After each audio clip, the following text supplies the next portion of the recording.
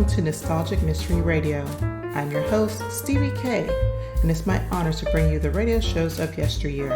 And if you enjoy this podcast, I would be so appreciative if you give the show a follow or maybe tell a friend who also enjoyed nostalgic radio like you and I.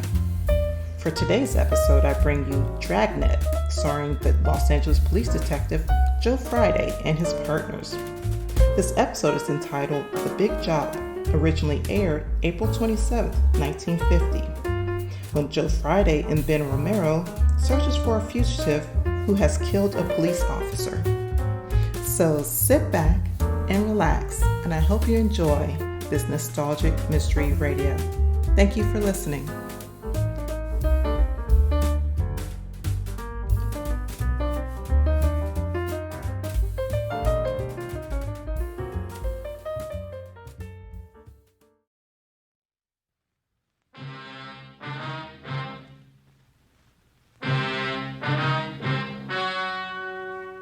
The story you are about to hear is true.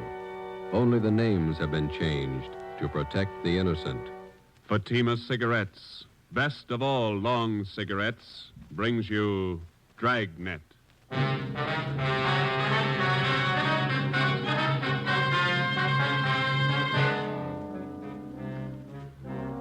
You're a detective sergeant. You're assigned to Bunko Fugitive Detail. You receive information an escaped criminal is hiding out in your city. He's dangerous. He may be armed. Your job, get him. If you want a long cigarette, smoke the best of all long cigarettes. Smoke king-size Fatima. Fatima is the long cigarette which contains the finest Turkish and domestic tobaccos superbly blended to make Fatima extra mild. And that's why Fatima has a much different, much better flavor and aroma than any other long cigarette. That's why Fatima has more than doubled its smokers coast to coast.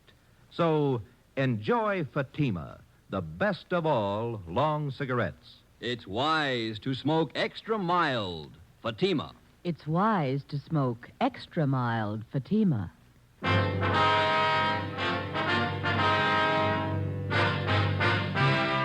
Dragnet, the documented drama of an actual crime. For the next 30 minutes, in cooperation with the Los Angeles Police Department, you will travel step by step on the side of the law through an actual case from official police files.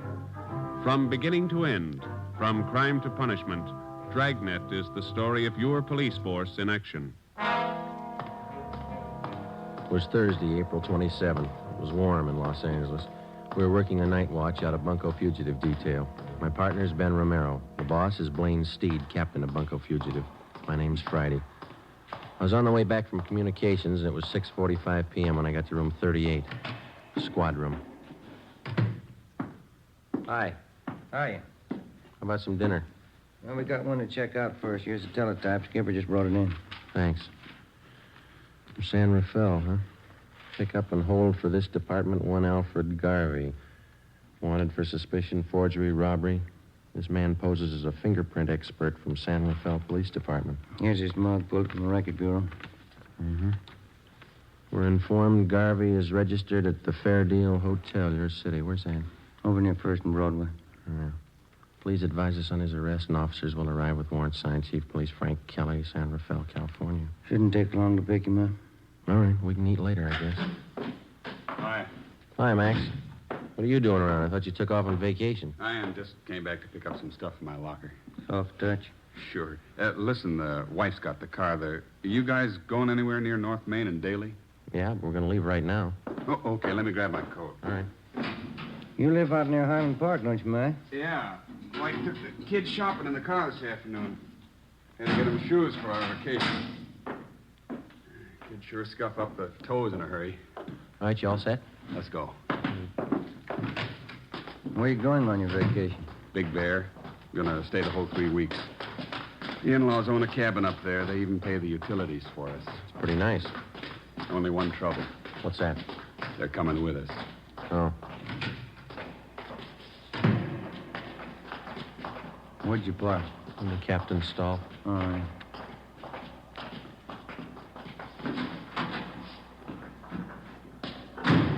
All right, in the back. Okay.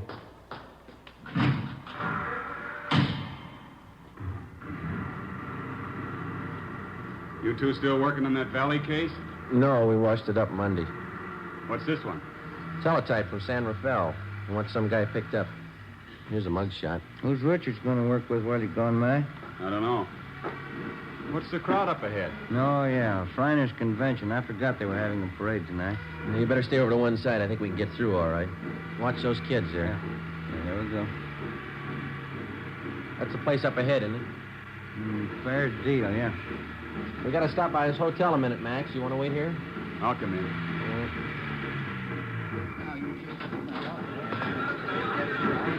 It's a big turnout for the parade, huh? Yeah, it's a big crowd. Fair Deal Hotel. Look at those rates. 35 cents a day, $2 a week.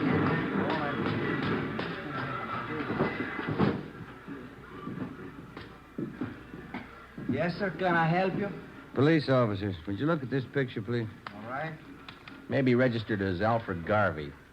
Garvey sure came in yesterday. The picture makes him look old. Is he in now? Well, let's see. Garvey, room 307. The key's gone. He must be in. Thank you. Yes, sir. Elevator's down there at the end of the hall. Okay. The elevator's in use. Let's take the stairs. I'll wait for you here. I want to see the parade. Okay, Max. I've never seen it to fail. It's, Stairs. Every time my arch is hurt, we get a thief to check who lives upstairs. just one more flight. Yeah.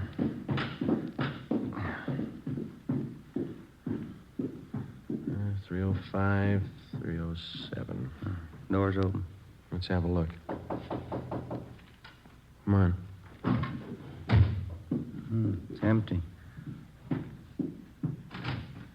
Nothing in the closet. Yeah, pretty fast checkout. It came from downstairs. The lobby. Come on. Yep. Come on, hurry up. Hey, stop him! Stop that guy, police! The police! It's Maxwell. Max, are you all right? He went out the door, blue suit. It was Garvey. He shot your friend. Call an ambulance. He ran out the door. He shot your friend. Come on, Ben. Call that ambulance, will you?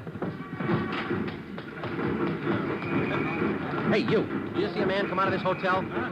What'd you say? Did you just see a man come out of this hotel? That one? I don't know. All right, Ben, you go that way. I'll check up this way. Yeah, right. What's the matter? Watch where you're going, huh? Did you see a man running up this way just now, about my height, blue suit? Huh? No, I didn't see anybody. Did you see anybody? Hey, boy. Yeah, you want a paper, mister? No, listen, did you see a man running by here a minute ago in a blue suit? Oh, maybe. I didn't notice him. You want a paper? I'm sorry. Sorry, lady. Ben, over here. Yeah. Did you spot him? No, we're gonna need help. All right, come on.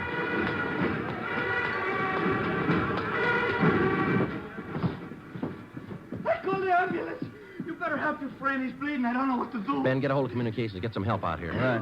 The guy came down in the elevator. It was Garvey. Your friend tried to stop him. Garvey shot him right in the face. All right, stop He yelling, was huh? terrible. Now, look, he's bleeding. You better do something. Will you shut up? Max, how is it? Chest hurts. Yeah, all right, easy, huh?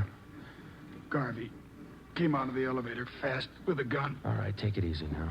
Joe, I got communications there, blocking off the area. It's fine. Watch that front door, will you? Keep those people out of here. Yeah. Chest. I'll be here in a minute, boy. Call the wife, Eleanor. Ambulance is here. Yeah, He looks bad. well, he's not going to get any worse. He's dead.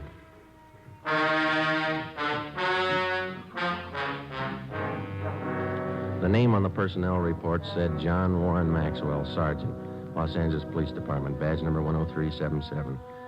Nearest living relative, wife, Eleanor Jean Maxwell. Dependents, John Maxwell, Jr., 6 years. Deborah Lee Maxwell, 2 years. Death in line of duty, April 27th, 7:15 p.m. John Maxwell's body was removed from Georgia Street to the county morgue. At 7:45, a special detail of men from homicide and bunco fugitive were on the scene to aid in the investigation of the killing. The neighborhood where the Fairdale Hotel was located was covered for a half mile around. By 9 o'clock, the parade was over and the area was cleared. We had a single lead to work with. In checking out the different taxicab stands in the neighborhood, we found out that 3 separate fares had been picked up within 2 blocks of the hotel, 4 minutes after the shooting. Ben and I went to the offices of the taxicab company. The cabs in question were called in and the waybills were checked. The times of the 3 different trips were listed, and so was the address of each destination. We copied down the addresses and then interviewed the drivers. We're going to give each one of you half a dozen pictures. Like to see if you can identify any of them as passengers you picked up tonight near the Fair Deal Hotel. All right, here you go. There you are. 4, 5, 6. Check them carefully, please. Here are yours right here. Take a good look at each one of them. Okay, thanks. Now, fellas, take your time. Look them all over real good before you make up your minds. Yeah, here's the one, Sergeant. No mistake. Let me see. Where'd you pick up this man? About a block from the hotel. I drove him to a place on 14th Street. Same address on the waybill. Ben? Yeah? Alfred Garvey. Ben and I, along with Ricketts and Chandler from Homicide, drove out to the 14th Street address, another small transient hotel. The clerk on duty identified Garvey from his mugshot. He said the suspect had called at the hotel at about 7:45 that night and asked to see one of the guests, Mrs. Lorraine Thomas. The clerk said he told Garvey Mrs. Thomas was out, that she hadn't been there for 4 days. Ricketts and Chandler went on stakeout in the lobby of the hotel, and Ben and I went up to the second floor to stake out Mrs. Thomas's room. Friday, 11:25 a.m. Lorraine Thomas returned to the hotel and was taken into custody. We took her to Homicide and questioned her for more than an hour. She admitted that she was acquainted with Garvey, but that's all. 1 o'clock. We went to Clifton's cafeteria for lunch. Here, take this tray. Thanks. Silverware? Get here a little earlier, you wouldn't get this. Look at that line running clear out to the street. You were the first one he ran to after the shooting. Oh, Garvey doesn't have many friends in Los Angeles. Maybe that's why he looked me up. I'll have the mixed green salad, please. What kind of work does Garvey do, do you know? He told me he was in the Merchant Marines. Coleslaw. Some of that potato salad, please. Do you know what he does in the Merchant Marine? He told me he's steward. French dressing, please. Do you know any of his friends in town? No, I don't. Rye bread. Can I have an extra butter, please? French roll. What kind do you want, Ben? Now, give me some of those biscuits. Thank you. Does Garvey usually stay at the Fair Deal Hotel when he's in town? I don't know. That split pea soup sure looks good, doesn't it? We told you that the police up north were looking for him. Yeah, I know you did. Like I told you, I've been out with him a few times. That's all I know about him. He must have introduced you to some of his friends. I'll have the prime ribs there. Rare. That piece there. How about it? Did you ever meet any of his friends? Yeah, 1 or 2. No gravy. Meatloaf, brown gravy. You remember any of the names of his friends? I just met him, that's all. I don't remember. Let me have a roast turkey. Go kind of heavy on that dressing, will you? Did you ever go out with any of them? No. Why do you think Garvey went to your hotel after the shooting? I don't know. Maybe he figured you'd hide him. I don't know why he should. He killed a man and headed straight for your place. Doesn't make you look too good. I can't help that. I like some of those string beans, please. Miss Thomas, you know it's going to go hard on you if you're holding back information on Garvey. I'm not. Why don't you take some of that summer squash, Joe? It's good for you. Well, I can't eat that much. When'd you first meet Garvey? About 3 years ago, up in St. Helena. You might as well keep your nose clean. How do you mean? We're going to reach you, Miss Thomas. You might as well tell us all you know. Look, if Garvey's killing people, I don't want to have any more to do with him. We do. Now, where is he? I told you I don't know. Squash, please. You said you had a little boy, didn't you, Miss Thomas? Do we have to talk about it now? I thought we were going to have lunch. How old's your little boy? He's 7 years old. Where is he now? He's in school up in San Francisco. Isn't his line going awful slow? It's lunchtime. You know that cop that Garvey killed last night? Mashed potatoes, country gravy. Did you hear what I said? Yes, I know he killed a cop. He had a little boy, too. There's nothing I can do. No potatoes, thanks. Yeah, there's something you can do, Miss Thomas. You can tell us where Garvey is. If I knew, I'd tell you. French fries, please. You're kidding us, Miss Thomas, but we're not going to kid you. You know a lot more about this than you're telling us.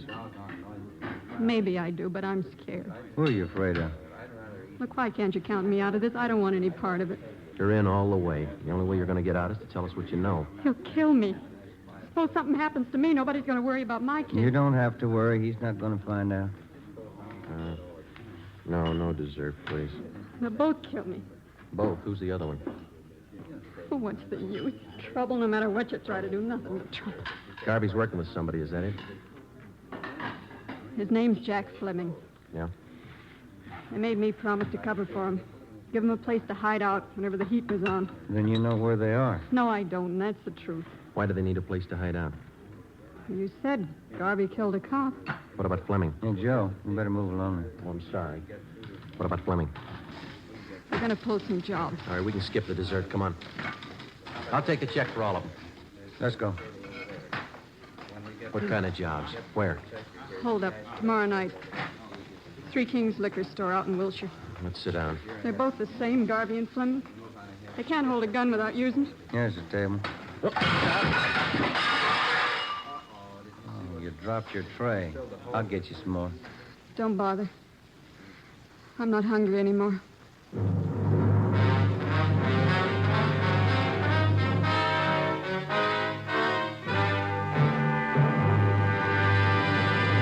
You are listening to Dragnet, the case history of a police investigation, presented in the public interest by Fatima Cigarettes. If you smoke a long cigarette, it will be in your interest to listen to a typical case history of a Fatima smoker. It's the case of Lee Silver, general assignment reporter on one of New York's greatest newspapers. This is his actual signed statement. When you have to meet a news deadline, you work at a fast pace, smoke at a fast pace. That's why I smoke Fatima. They're extra mild. In my opinion, it's wise to smoke extra mild Fatima. And more smokers are discovering this every day. Actual figures show Fatima has more than doubled its smokers coast to coast.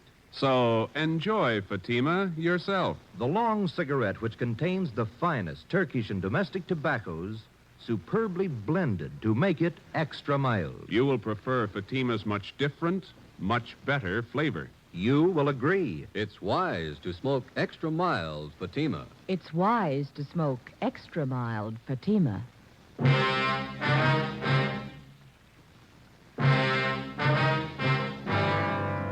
Saturday, April 29th. Last rites were held for Sergeant John Maxwell, and he was buried at Holy Cross Cemetery. A guard of honor from the police department was present, along with most of the men Maxwell had worked with in Bunko Fugitive Detail. The chief of detectives delivered a short eulogy, and then one of the men from the department band sounded taps over the grave. We got back to the office at noon, checked in at the record bureau. The photocopy room had taken negatives of Garvey's and Fleming's coming out mugs and made duplicates that were distributed to all officers. The stakeouts continued at the Fair Deal in the 14th Street Hotel where Lorraine Thomas was staying. She was put under protective custody. Ben and I, Ricketts and Chandler, went on stakeout at the Three Kings Liquor Store on Wilshire Boulevard. It was a large, modern place, and it did a volume business, especially on Saturday night. Ricketts and Chandler covered the store from the outside.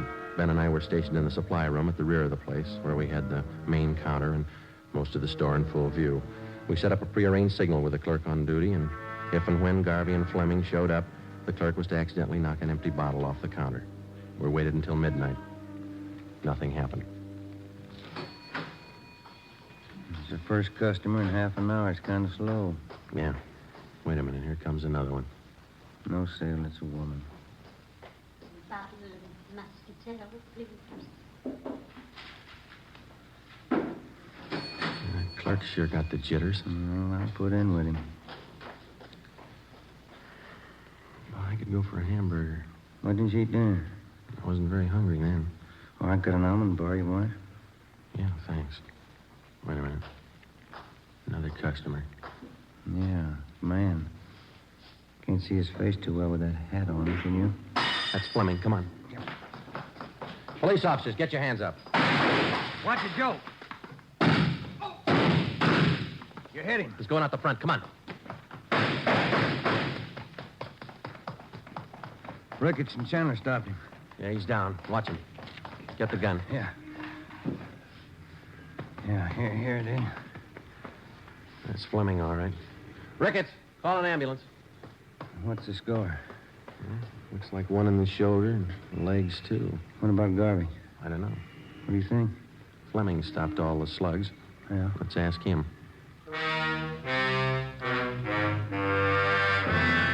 The wound wounded suspect was treated at Georgia Street Receiving Hospital and then booked into the prison ward at the General Hospital. At 11 a.m. the next day, we questioned him, but he refused to admit that he even knew Alfred Garvey. We re-questioned Fleming for the next 3 days with no results. The stakeouts continued. The search went on. There was no response to our APB. Garvey was still at large. As far as we were concerned, there was only one way to get directly to Garvey, and that was through Fleming. We called on Lorraine Thomas again and asked her that if she'd try to get some information on Fleming, try to get him to talk and to tell her where Garvey was. I'm not even sure if he knows where Garvey's hiding. You must have a good idea. Even if he has, he's not going to tell me. He wouldn't trust me that far. He'll go further with you than he will with us. He won't even give us his name. I'm afraid it's up to you, Miss Thomas. Why can't you let me out of this? Hey, look, figure it this way. You knew about Fleming and Garvey. You knew they were in town. You knew what they were up to. You didn't break your back to save that dead cop's life. Garvey shot him. I didn't. You knew he was a killer. You knew he had a gun. What do you want me to do? Get close to Fleming. Visit him every day till he talks. But he doesn't trust me. I told you. Then get him to trust you, will you? Do favors for him. He wants to contact friends to raise money for a lawyer. Help him do that. Run errands. Do anything for him within reason. Suppose he finds out about the holdup. That I told you about it. He's got a long stretch ahead of him. He won't bother you. They'll kill me if they find out. They wouldn't wait a minute. They won't find out. All right. Won't be my fault. Al did the shooting. He killed the cop. Let him square it up. He'll square it with the court. There's only one trouble. Yeah? Maxwell's wife and kids. How does Al square it with them? On the morning of May 8th, suspect Jack Fleming was removed from his private room and wheeled down to the X-ray lab on the pretext of treatment. While he was absent, a dictaphone was placed in his room by a sound crew from the crime lab. Fleming was then returned. That afternoon, while Ben and I listened in on earphones in the next room, Lorraine Thomas paid her first visit to Fleming. We had briefed her on how to proceed in getting the suspect to talk, in particular, to reveal Garvey's hideout. It was a slow process. For the next 15 days, between the hours of 2 and 4 in the afternoon, Mrs. Thomas visited Fleming while Ben and I monitored their conversation in the adjoining room. For 15 days, despite all her shows of confidence, Fleming refused to confide. He was sullen and close-mouthed. Some afternoons, he would hardly speak to her. On the 16th day, his mood seemed to be improving. Here. Let me fix that pillow for you, Jack. There. Is that better? Yeah. That's good. Thanks. I got in touch with Dave and Johnny like you asked me to. Huh? What'd they say?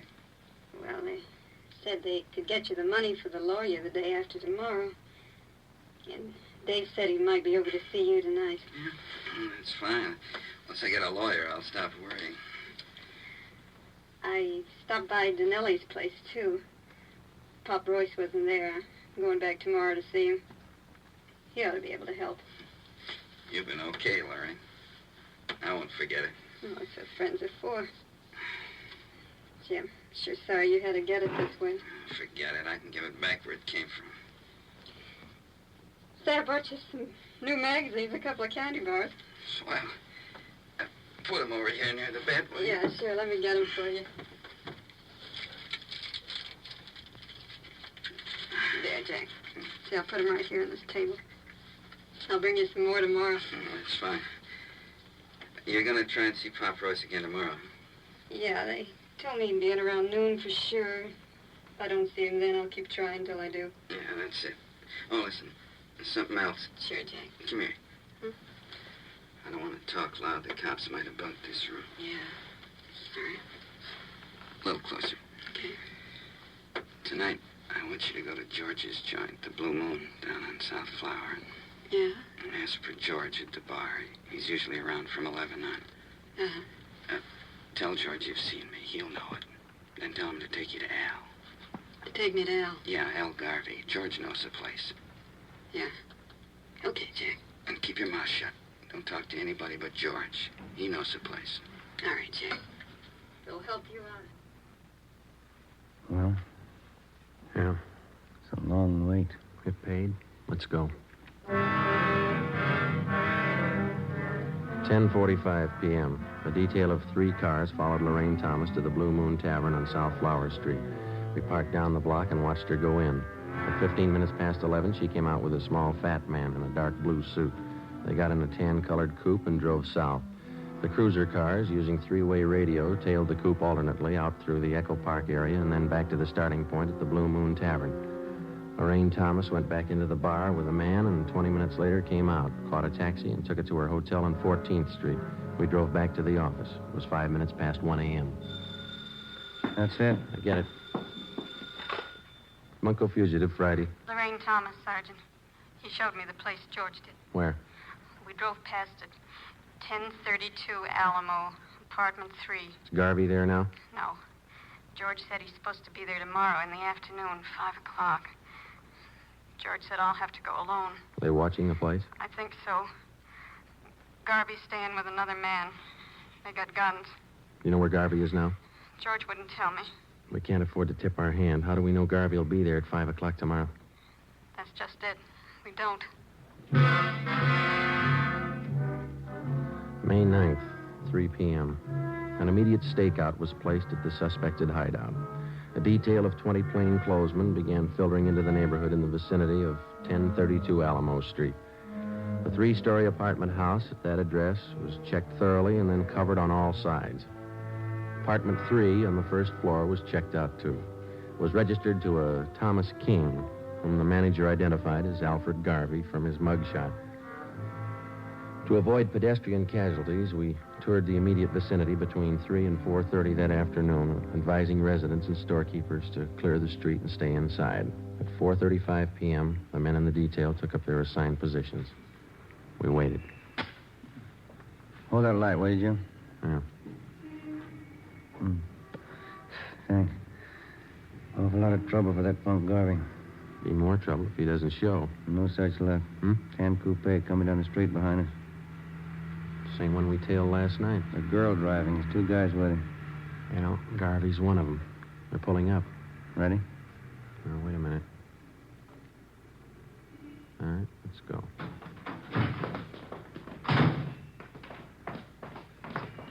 Police officers, hold it right there. Al, cops! Don't get out.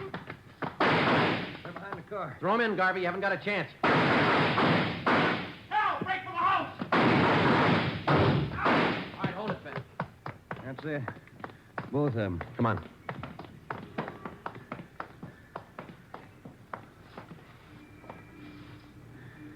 Both dead. Garvey, the other guy. Rotten case. Rotten business.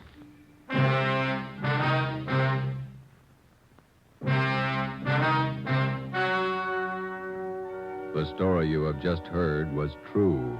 Only the names were changed to protect the innocent. On August 2nd, trial was held in Superior Court, Department 93, City and County of Los Angeles, State of California. In a moment, the results of that trial. It's amazing how many long cigarette smokers are changing to Fatima. Here is the actual report. From coast to coast, king-size Fatima has more than doubled its smokers. Yes, more and more smokers every day are discovering that Fatima is the best of all long cigarettes. Long cigarette smokers find Fatima has a much different, much better flavor and aroma. Long cigarette smokers find that Fatima is extra mild because it's the long cigarette which contains the finest Turkish and domestic tobaccos superbly blended to make it extra mild. So enjoy extra mild Fatima. Best of all long cigarettes. It's wise to smoke extra mild Fatima. It's wise to smoke extra mild Fatima.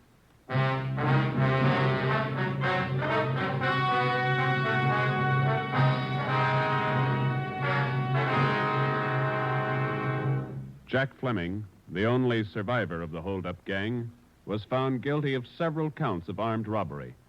Garvey's accomplices who aided him in hiding out were tried and convicted of being accessories. They are serving prison terms as prescribed by law.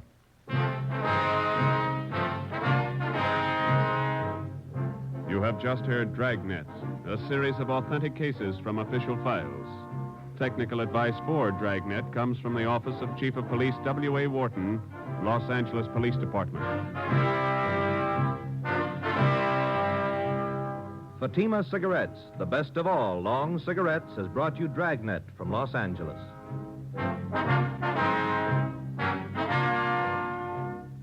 The Halls of Ivy is pleasant listening tomorrow on NBC.